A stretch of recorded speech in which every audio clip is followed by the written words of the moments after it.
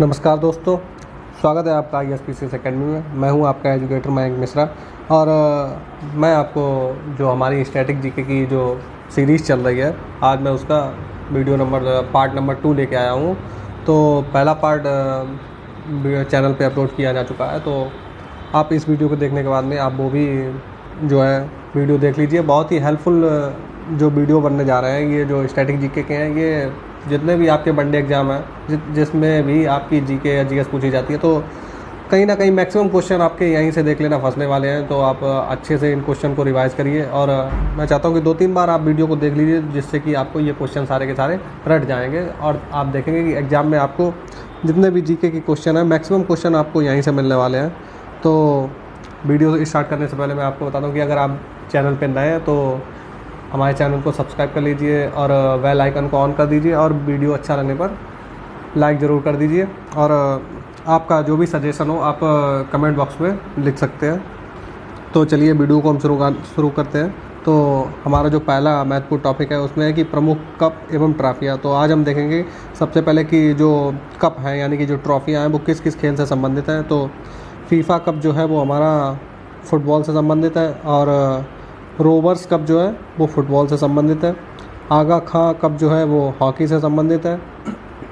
Durand cup जो है वो फुटबॉल से संबंधित है।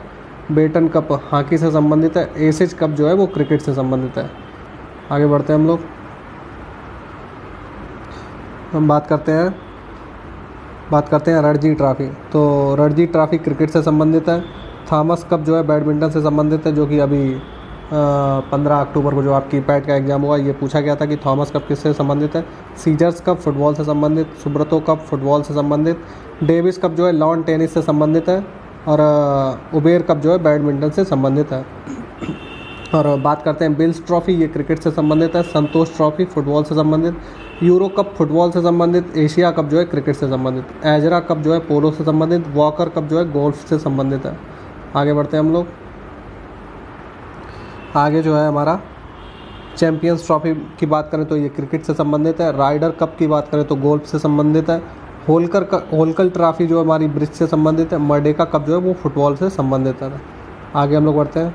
तो आगे का जो हमारा टॉपिक है वो आगे हम पढ़ते हैं कि प्रमुख पुरस्कार एवं जो सम्मान है उनके बारे में एक छोटी सी चर्चा हो जाती है। तो देखते हैं कि बात करते हैं मैन बुकर पुरस्कार। तो ये कब स्टार्ट हुआ? 1969 में स्टार्ट हुआ और ये किस क्षेत्र में दिया जाता है? साहित्य के क्षेत्र में। नोबल पुरस्कार 1901 में स्टार्ट हुआ, 6 क्षेत्रों में दिया जाता है। कलिंग पुरस्कार 1992 में स्टार्ट हुआ, विज्ञान के क्षेत्र में दिया जाता है। ऑस्कर पुरस्कार 1929 में स्टार्ट हुआ, फिल्म के क्षेत्र में दिया जाता है। मैग्सेसे पुरस्कार जो है 1958 में शुरू हुआ, सरकारी एवं जन सेवा के क्षेत्र में दिया जाता है। बात करते हैं ग्रैमी पुरस्कार 1959 में स्टार्ट हुआ और संगीत के क्षेत्र में दिया जाता है।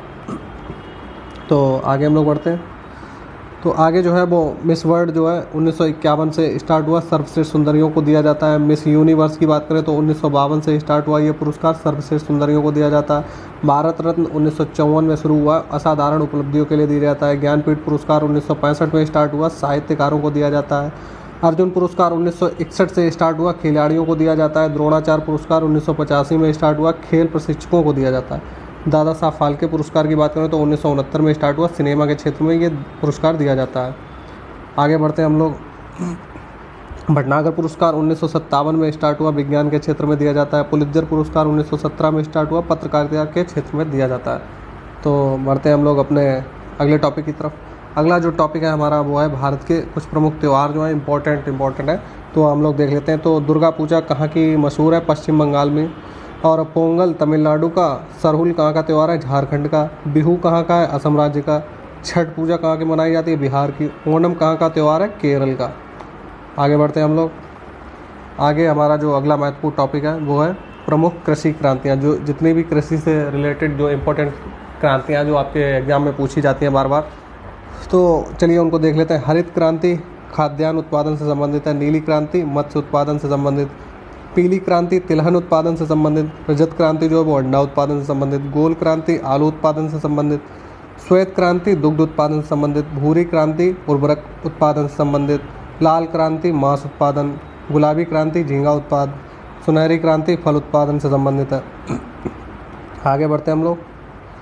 आगे हम लोग देखेंगे कि चट्टानों का वर्गीकरण हम लोग देखने जा रहे हैं कि कौन कौन चट्टानें किस किस रूप में पाई जाती हैं। तो आग्नेय चट्टान की बात कर लें तो ये ग्रेनाइट, बेसाल्ट, डायोराइट जो है ये आग्नेय चट्टानों के प्रतिरूप है। बात करते हैं कायांतरित की तो नीस, इसमें ग्रेनाइट से, संगमरमर चूना पत्थर से बनता है, क्वार्टजाइट सिलिका से बनता है, ग्रेफाइट जो है कोयले से बनता है। ये सारे के सारे कायांतरिक चट्टानों के प्रतिरूप है। बात करते हैं अपसादी चट्टानों की, तो अपसादी चट्टानों में कौन कौन से आते हैं, चूना पत्थर, बलुआ पत्थर, कोयला, ये जो सारे हैं जो अपसादी चट्टानों में आते हैं। हमारा अगला जो टॉपिक है वो है 1857 की क्रांति में जो भारतीय सेनापति थे, बात उनकी कर लेते हैं कि किस स्थान से कौन से मतलब कि किसने नेतृत्व किया। तो बात करते हैं कि बिहार से किसने नेतृत्व किया, कुंवर सिंह ने। लखनऊ से बेगम हजरत महल, कानपुर से नाना साहब एवं तात्या टोपे ने नेतृत्व किया। झांसी से रानी लक्ष्मीबाई, दिल्ली से बहादुर शाह द्वितीय, इलाहाबाद से लियाकत अली, फतेहपुर से अजीमुल्ला खां, बरेली से खान बहादुर खान ने नेतृत्व किया। तो बढ़ते हैं अगले टॉपिक पे।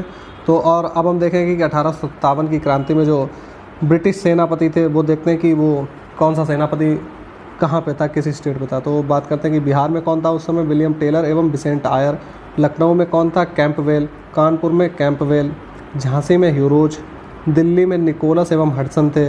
इलाहाबाद में जनरल नील और फतेहपुर में जनरल रेनार्ड। आगे हम लोग बढ़ते हैं।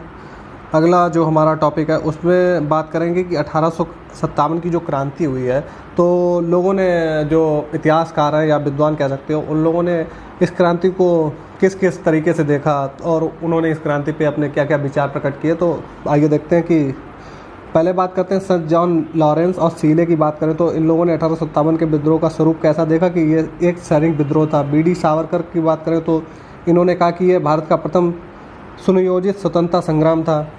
टी.आर. होम्स की बात करें तो इन्होंने कहा कि यह बर्बरता तथा सभ्यता के बीच में युद्ध है। बात करी जाए जेम्स आउट्रम और टेलर की बात करें तो इन्होंने हिंदू मुस्लिम षड्यंत्र करार दिया इसको।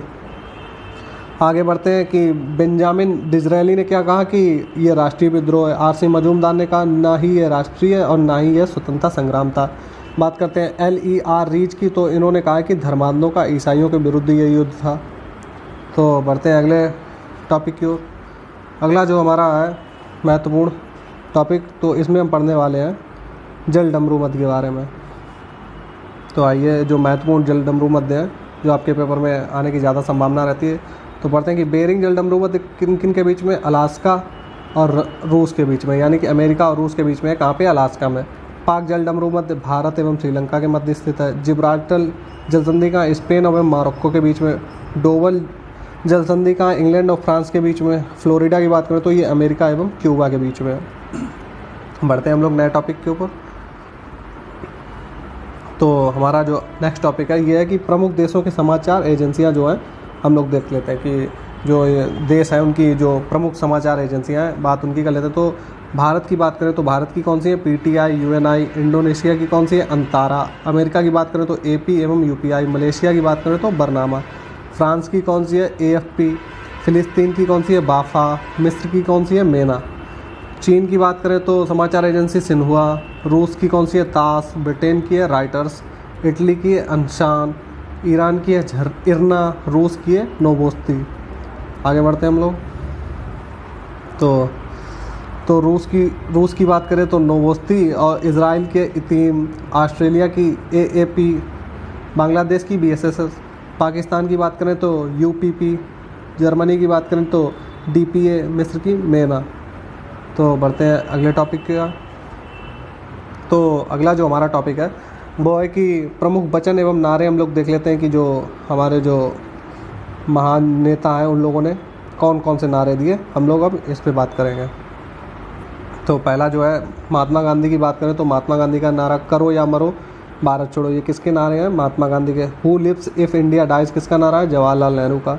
इनकलाब जिंदाबाद नारा जो है भगत सिंह का। वेदों की ओर लौटो का नारा दयानंद सरस्वती ने दिया। स्वराज्य हमारा जन्मसिद्ध अधिकार है, ये किसने कहा, बाल गंगाधर तिलक ने। आगे बढ़ते हैं हम लोग। आगे बात करते हैं कि सारे जहां से अच्छा हिंदुस्तान हमारा, ये मोहम्मद इकबाल का नारा। दिल्ली चलो जय हिंद, ये किसका है, सुभाष चंद्र बोस का। पूर्ण स्वराज किसने कहा, जवाहरलाल नेहरू ने। विजय विश्व तिरंगा प्यारा, श्यामलाल गुप्त। तुम मुझे खून दो मैं तुम्हें आज़ादी दूंगा, ये किसने कहा, ये सुभाष चंद्र बोस ने। साइमन कमीशन वापस जाओ किसने कहा? लाला लाजपत राय ने। सरफरोशी की तमन्ना अब हमारे दिल में है किसने कहा? राम प्रसाद बिस्मिल ने। वंदे मातरम बंकिम चंद्र चटर्जी। जनगण मन किसका नारा है? रविंद्रनाथ टैगोर का। आगे बढ़ते हैं। आगे हिंदी हिंदू हिंदुस्तान किसने कहा? भारतेंद्र हरिश्चंद्र। आराम आराम है किसने कहा? जवाहरलाल नेहरू ने। जय जवान जय किसान किसने कहा? लाल बहादुर शास्त्री ने। जय जवान जय किसान जय विज्ञान उसमें ऐड किसने किया? अटल बिहारी वाजपेयी ने। जय जवान जय किसान जय विज्ञान और जय अनुसंधान किसने कहा? नरेंद्र मोदी, जो प्रेजेंट टाइम पे हमारे प्रधानमंत्री हैं, तो इन्होंने जय अनुसंधान इसमें और ऐड कर दिया। तो आगे देखते हैं कि यह एक डूबते बैंक का अग्रिम तिथि का चेक है। ये किसने कहा? महात्मा गांधी ने। मेरा अंतिम उद्देश्य प्रत्येक व्यक्ति का आंसू पोंछना है किसने कहा? जवाहरलाल नेहरू ने। देश की पूजा ही राम की पूजा है किसने कहा? मदन लाल ढींगरा ने। संपूर्ण क्रांति जो है किसका नारा था? जयप्रकाश नारायण का। तो आगे देखते हैं हम लोग। जय जगत किसने कहा? विनोबा भावे ने। तो बढ़ते हैं हम लोग अपने नेक्स्ट टॉपिक की ओर। अगला जो महत्वपूर्ण टॉपिक है वो हमारा है दो देशों के बीच की सीमाओं को हम लोग देख लेते हैं कि जो दो देश हैं उनके बीच की जो सीमा है उसको क्या क्या बोला जाता है। तो चलिए शुरू करते हैं। भारत एवं चीन की बात कर लें तो इनके बीच में जो रेखा है उसको बोलते हैं, जो सीमा रेखा है उसको बोलते हैं मैकमोहन रेखा। भारत एवं पाकिस्तान की बात करें तो रेड क्लिफ रेखा। अच्छा, डूरंड रेखा जो है पाक अधिकृत कश्मीर एवं अफगानिस्तान के बीच में है अभी फ़िलहाल में, क्योंकि ये भारत और पाकिस्तान के बीच में खींची गई और जो भारत का जो हिस्सा जो POK है उसको वो अभी पाकिस्तान के क्षेत्र में, तो ये डूरंड रेखा फ़िलहाल के लिए POK और अफगानिस्तान के बीच में है। तो आगे हम लोग बढ़ते हैं।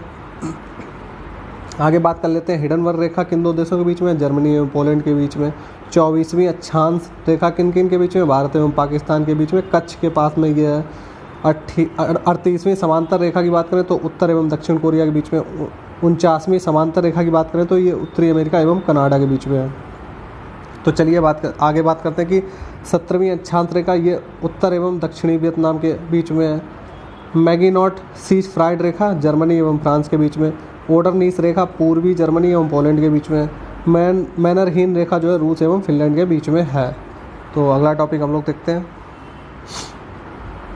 तो बढ़ते हैं हम लोग अपने नेक्स्ट टॉपिक की ओर।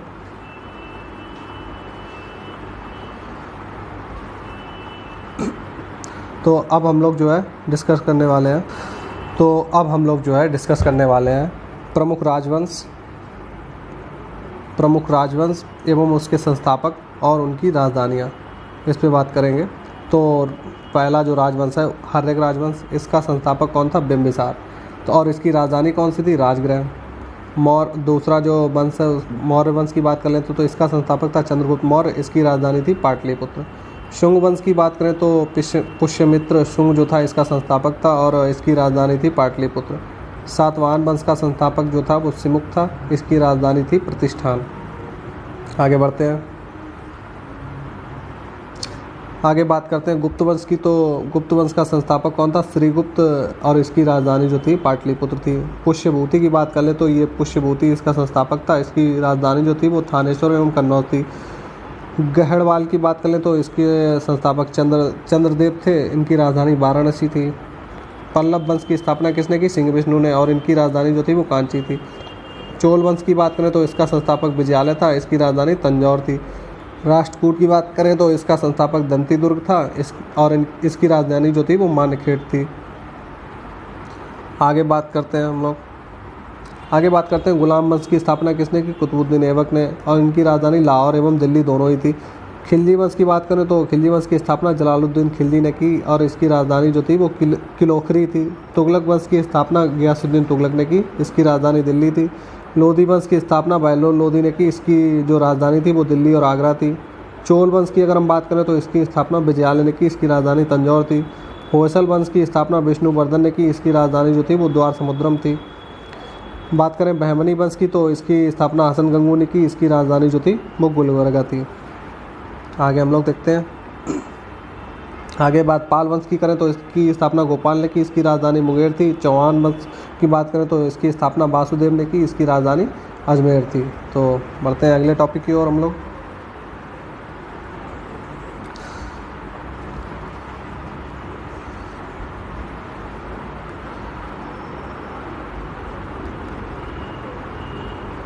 तो अगला जो हमारा टॉपिक है हम देखेंगे कि जो सैंदव सभ्यता के प्रमुख जो स्थल हैं हम लोग उनके बारे में देख लेते हैं। तो हड़प्पा की प्रेजेंट स्थिति क्या है। हड़प्पा जो इस समय पाकिस्तान में है, ये जो है रावी नदी के तट पर है और इसका उत्खननकर्ता कौन है, दयाराम साहनी।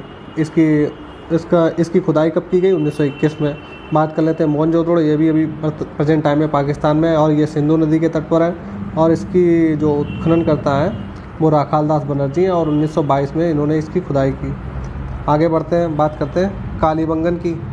तो कालीबंगन की स्थिति जो है वो राजस्थान है और ये किस नदी के तट पर है, घग्गर नदी के तट पर, और इसकी खुदाई किसने की, बी लाल एवं BK थापर ने 1953 में करी। बात चंद उदड़ो की करें तो इसकी स्थिति भी पाकिस्तान में है और सिंधु नदी के तट पर ही है। इसकी खुदाई गोपाल मजूमदार ने की 1931 में। बात कर लेते हैं लोथल की। तो ये गुजरात में लोकेटेड है और भोगवा नदी के किनारे पर है। रंगनाथ राव ने इसकी खुदाई की 1955 से लेकर 1962 में।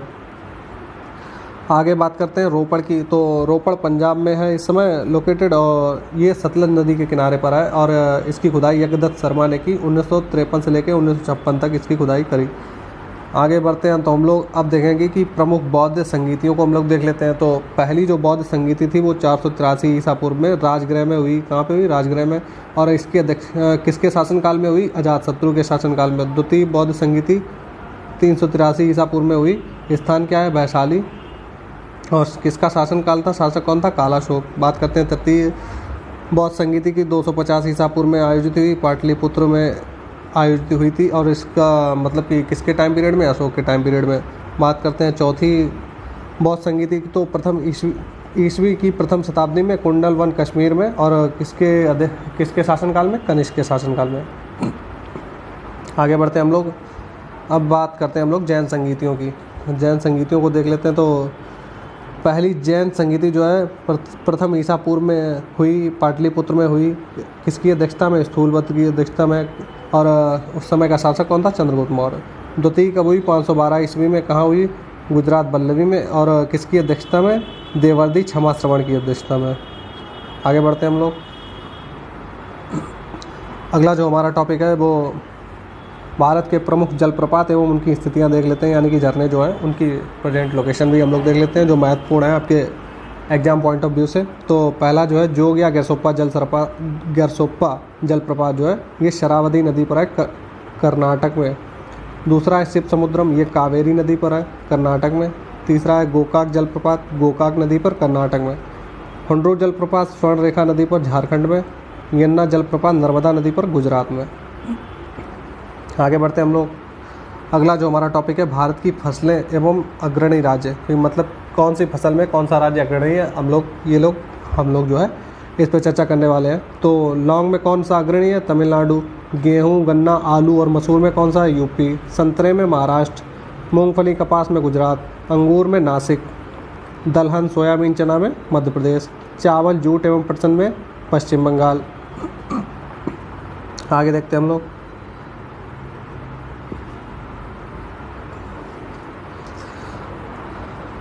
तो आगे बात करते हैं कॉफ़ी, सूरजमुखी, सुपारी में कौन, कर्नाटक। चाय में कौन सा स्टेट आ गया है कि असम।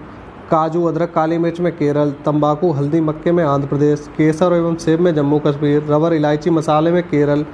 ज्वार, अरहर, प्याज, अंगूर में महाराष्ट्र। बाजरा एवं सरसों में राजस्थान। आगे बढ़ते हैं हम लोग,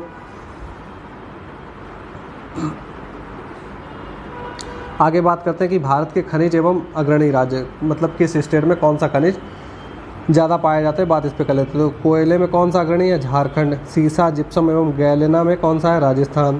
तांबा, हीरा एवं चूना पत्थर मध्य प्रदेश। टीन में छत्तीसगढ़। सोना एवं लौह अयस्क में कर्नाटक। चांदी एवं जस्ते में राजस्थान। आगे बढ़ते हैं हम लोग,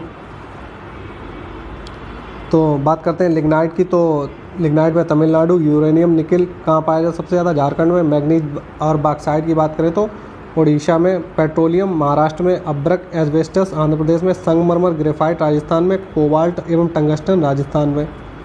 आगे बढ़ते हैं हम लोग, बात थोरियम की कर लेते हैं। तो थोरियम जो है केरल में सबसे ज़्यादा पाया जाता है। तो अगला जो हमारा टॉपिक है महत्वपूर्ण, तो उस पर आते हैं कि प्रमुख देशों के राष्ट्रीय फूल हम लोग देख लेते हैं जल्दी से कि किस देश का कौन सा राष्ट्रीय फूल है, इस पर बात कर लेते हैं। तो ऑस्ट्रेलिया का कौन सा है, बैतल। फ्रांस का लिली। आयरलैंड का जो है शामरॉक। मैक्सिको का है डहलिया। कनाडा का है सफ़ेद लिली। आगे बढ़ते हैं हम लोग, बात करते हैं जर्मनी का, तो कॉर्नफ्लावर, भारत का कमल, और यूके का जो है, इंग्लैंड का गुलाब। आगे बढ़ते हैं हम लोग,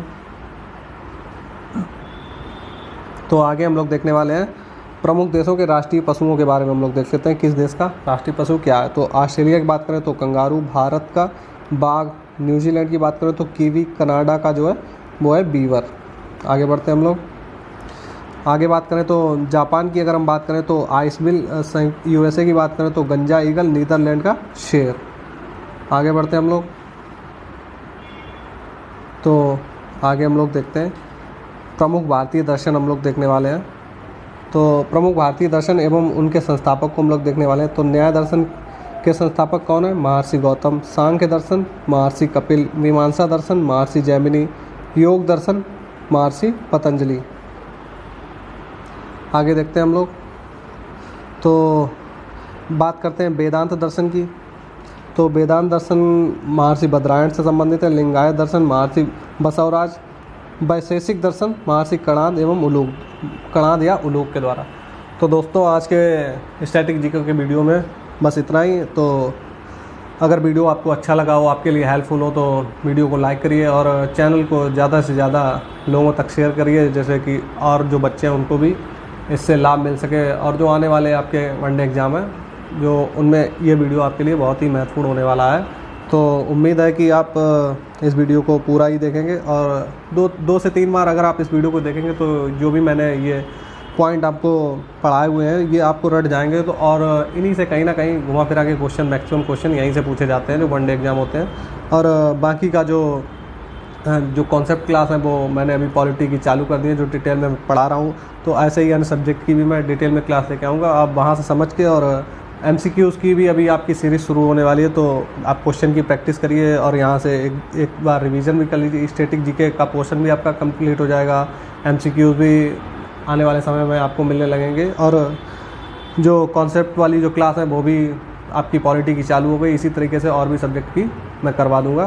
तो मिलते हैं नेक्स्ट वीडियो में, तब तक के लिए आप वीडियो देखते रहिए और ज़्यादा से ज़्यादा वीडियो को शेयर करिए अपने दोस्तों के साथ में, जिससे उनको भी मदद मिल सके। मिलते हैं नेक्स्ट वीडियो में।